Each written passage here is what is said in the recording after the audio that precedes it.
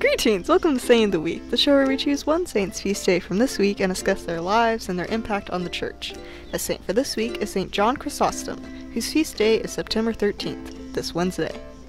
John was born in 349 in Antioch, which is modern-day Turkey.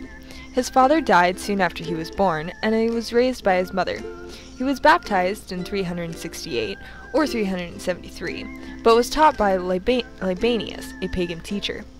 Under his instruction, John became skilled in rhetoric, Greek, and also in literature. After finishing his education, John went into the desert to be a hermit in 375. He lived as an ascetic, fasting, constantly standing, barely sleeping, and memorizing the Bible. Because of these severe practices, his stomach and kidneys were badly damaged, and his poor health forced him to return to Antioch. John was ordained a priest in 386, and quickly gained popularity for his eloquent preaching. He spoke on the spiritual and physical needs of the poor, urging others to use their wealth for the good of others. He also gave many homilies on several books of the Bible, providing insight into the practical meanings of the word and its applications to everyday life. In the fall of 397, John was appointed Archbishop of Constantinople and had to leave Antioch. In Constantinople, he refused to indulge in the lavish court life and preached against it. This made him unpopular with the wealthy citizens, and his clerical reforms made him unpopular with the clergy.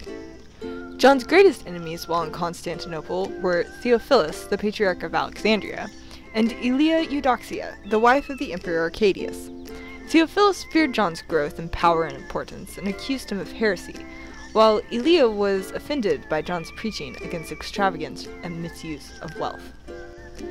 In 403, Aelia, Theophilus, and other enemies of John held a synod against him. It led to the loss of his position and banishment. The people were furious at this injustice and threatened to burn the royal palace, causing Emperor Arcadius to call John back to Constantinople, and he was reinstated as bishop. John's troubles were not over, however, as shortly afterwards a silver statue of Aelia was erected near his cathedral.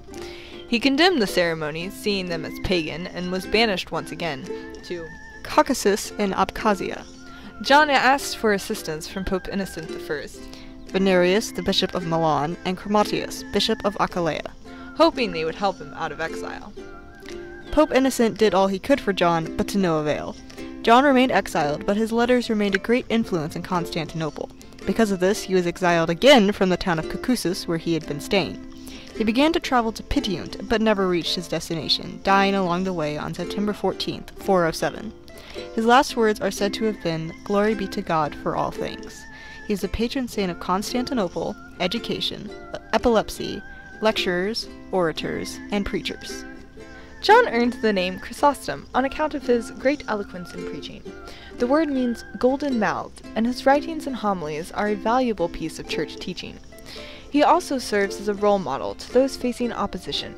Even in the face of exile and personal vilification, he never gave up and didn't drop his standards for anything.